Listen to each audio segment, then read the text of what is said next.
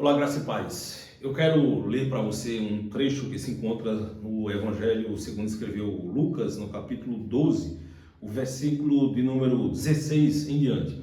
Preste atenção nesse texto. Jesus Cristo estava falando e ele diz, e a Bíblia diz, lhes proferiu ainda uma parábola dizendo, o campo de um homem rico produziu com abundância. E ele arrazoava, pensava consigo mesmo dizendo, que farei, pois não tenho onde recolher os meus frutos. E disse, eu farei isso, destruirei os meus celeiros, vou reconstruir os maiores e recolherei todo o meu produto e todos os meus bens. Então direi à minha alma, tens em depósito muitos bens para muitos anos, descansa, come, bebe e te regala. Mas Deus lhe disse, louco, esta noite te pedirão a tua alma, e o que tens preparado, para quem será? Assim é o que entesoura, o que acumula para si mesmo e não é rico para com Deus.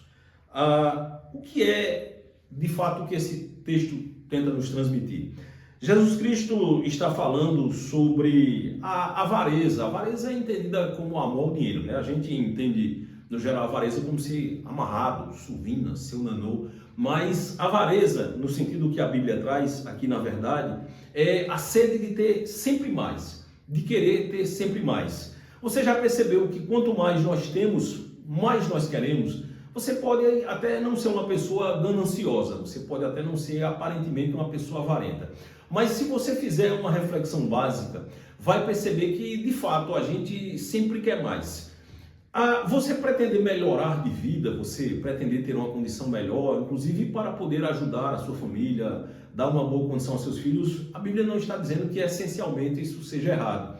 O alerta que está sendo feito aqui é da avareza, do apego, da sede de sempre querer ter mais. E que ela é muito comum. Na verdade, parece que quanto mais as pessoas têm, mais as pessoas querem ter. Você já percebeu que pessoas que são muitas vezes bastante ricas, mas elas não costumam sequer aproveitar a sua riqueza? Há vários ricos que inclusive confessam isso, que não aproveitam a própria riqueza. Porque o apego ao dinheiro, o apego a ser rico, o apego a ter uma conta bancária muito gorda, faz com que a pessoa viva para isso. A pessoa tem muitas casas, mas não aproveita a casa que tem. A pessoa tem muitos bens, mas muitas vezes mal aproveita os bens que tem. Muitas vezes a pessoa perde a convivência familiar, muitas vezes a pessoa não tem tempo para cuidar de outras coisas na sua vida porque está ali preocupada com o dinheiro. Mas a verdade é que esse não é um problema apenas de quem é muito rico. A verdade é que nós todos temos faturas a pagar todos os meses, contas a pagar todos os meses e é parte da nossa vida a gente ter responsabilidade.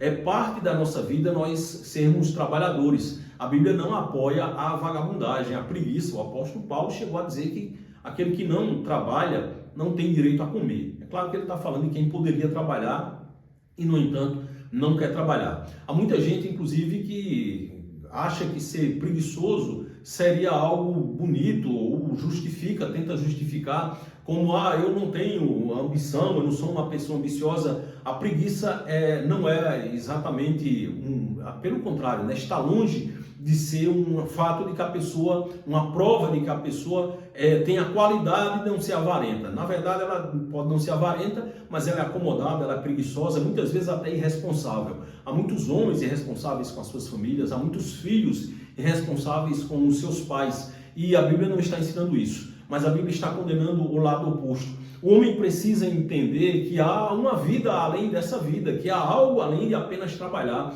que nós não fomos criados apenas para pagar contas, que tudo que você vai juntar nessa terra, de carro, de casa, de poupança, tudo um dia vai ficar. Se você juntar alguma coisa, vai ficar para alguém, porque o seu tempo e o meu tempo são tempos contados, nós temos prazo de validade e ele é muito curto, a vida passa muito rápido. E essa parábola, né, que é uma história que Jesus Cristo usava para ilustrar o ensinamento, essa parábola fala de um homem que era rico e a sociedade daquela época era uma sociedade onde Cristo vivia, naquela região da Palestina, da Judéia e nos arredores, que era bastante forte na atuação agrícola, apesar de todas as limitações que havia de clima e da região, mas havia uma atuação agrícola e Cristo usa esse exemplo do homem que ele plantou, ele teve muito sucesso e o seu plantio sequer cabia nos celeiros, nos depósitos que ele tinha. E aí ele construiu celeiros maiores e ele disse, olha, agora eu estou bem, agora eu estou rico. É como se a gente dissesse assim, eu tenho muito dinheiro na poupança e aí eu estou muito bem, a minha alma vai poder descansar e a minha alma vai poder se regalar. E o Senhor faz uma fala muito forte quando ele diz aqui no versículo 19 que a gente leu, que o homem teria declarado, então direi à minha alma, tens em depósito muitos bens, para muitos anos, descansa, come, bebe e regala-te. Veja como não há uma citação a servir a Deus, a buscar a Deus, a usar até os recursos para fazer as coisas que são do interesse de Deus, que é ajudar o próximo, por exemplo. Mas a Bíblia segue dizendo que Deus falou assim, louco, esta noite te pedirão a tua alma, o que tens preparado, para quem será? Bom, o fato é que, independente da sua condição financeira, da sua condição profissional, de como é a sua vida, deixa eu lhe fazer uma pergunta. O que aconteceria se você morresse hoje? O que seria de você se a sua alma fosse pedida hoje? E se hoje o seu tempo acabar? E se não for amanhã? Se não for daqui a muitos anos, como a gente sempre espera que vai ser? Se o seu tempo acabar hoje, se a sua vida acabar hoje, que tipo de herança você tem para deixar para os seus filhos, para a sua família? E o que é que você tem para apresentar a Deus? Deus não quer o seu dinheiro. Tem muita gente hoje tentando fazer com que você busque comprar a Deus. Se você der tanto, você vai receber tantas vezes mais. Se você der dinheiro, você vai conseguir o que você quer. Isso não tem nenhum tipo de fundamento bíblico. Isso são mercadejadores da fé. É o homem usando o nome de Deus para ganhar dinheiro em cima das pessoas. A verdade é que Deus não se importa com o seu dinheiro. O seu dinheiro pode ser usado para o bem, para abençoar as pessoas, para fazer a obra de Deus, não para manter igrejas ricas, pastores ricos, igrejas granfinas, de forma nenhuma. Mas o fato é que Deus não precisa do seu dinheiro, Deus não quer o seu dinheiro. O que é que você teria se você hoje fosse chamado para se apresentar diante de Deus para apresentá-lo? É muito comum quando alguém morre pegar aquele versículo bíblico lá de Timóteo e colocar assim na catatumba, combati o bom combate, acabei a carreira e guardei a fé. Será que a sua vida é assim mesmo? Será que você combateu o bom combate que a Bíblia nos ensina? Será que você teve tempo para Deus? Quanto tempo para Deus você teve? Eu dei 10% do meu tempo para Deus. Eu dei 20% do meu tempo para Deus. Deus quer a sua vida na totalidade. É claro que você vai ter que trabalhar, você vai ter vida pessoal, você vai ter compromissos, mas Deus quer a vida do homem plenamente. Toda a vida do homem, o tempo todo, todos os dias. E na verdade, quando nós colocamos o nosso coração na riqueza, no trabalho, nos bens materiais, nas coisas passageiras desse mundo, nós sim nos esquecemos de Deus. Quando tudo vai bem, por sinal, é muito fácil a gente se esquecer de Deus. Quando tudo vai bem, é muito fácil o tempo passar rápido, a gente está ocupado demais e não lembrar que existe Deus e que existe uma vida eterna. E que essa vida aqui, por melhor que ela seja ou por pior que ela seja, ela é passageira, porque o tempo está correndo, a vida está passando. Homens que eram ricos hoje estão debaixo da terra e não são mais ninguém. Homens que tinham bens, hoje eles não têm mais nada, porque morreram, foram para 7 palmos debaixo da terra. Você vai chegar a esse ponto e talvez não seja daqui a muitos anos. Não demore esse dia a chegar. O nosso tempo não está sob o nosso controle. E eu volto a perguntar, se a sua vida acabar hoje, se você for chamado à presença da eternidade, o que você terá para apresentar ao Senhor? O que é que você terá para prestar contas ao Senhor? Deus tem um plano na sua vida. Você não nasceu e foi criado para pagar boletos, para viver correndo atrás apenas de faturas, de bens, das coisas desse mundo. Você foi chamado para a eternidade. Você foi chamado para viver na presença de Deus, para a glória de Deus. Ah, como eu vou fazer isso? Primeiro entregando a sua vida completamente ao Senhor, renunciando a sua religiosidade como sendo um instrumento de salvação, renunciando a sua bondade como sendo o fundamento da sua justiça, achando que Deus vai aceitá-lo por conta disso, se rendendo aos pés do Senhor e aceitando que só em Jesus Cristo há salvação. O que hoje ocupa o seu tempo? O que é que toma a sua mente, a sua preocupação e a sua consciência todos os dias? O que é que você dirá a Deus quando for chamado a prestar contas de tudo que fez com a sua vida?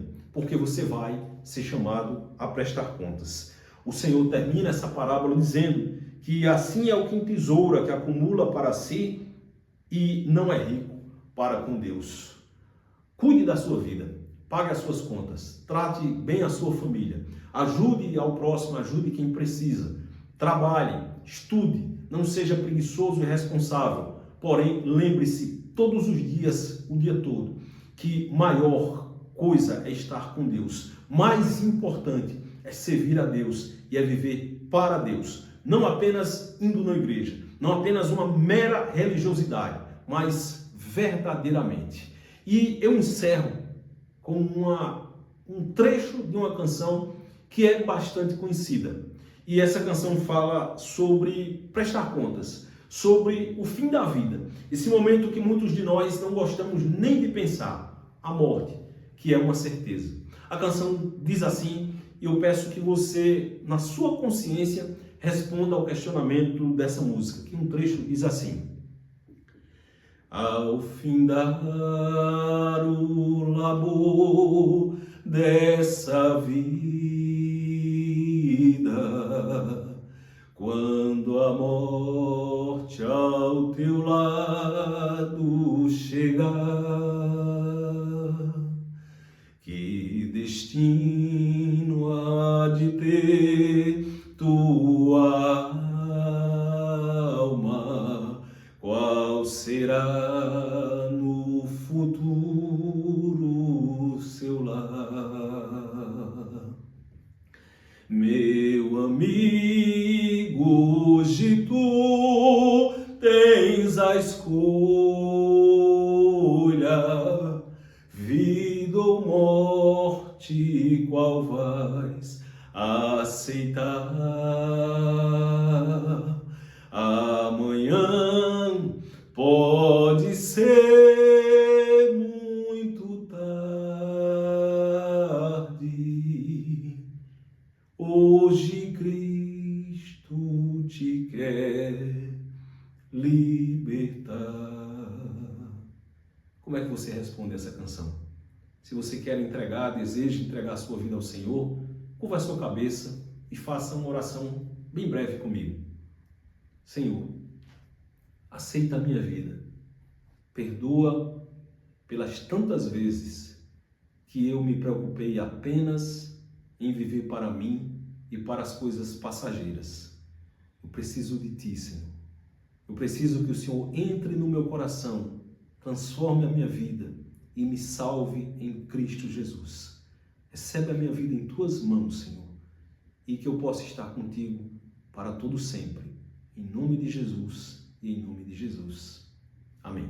Que Deus abençoe a sua vida grandemente.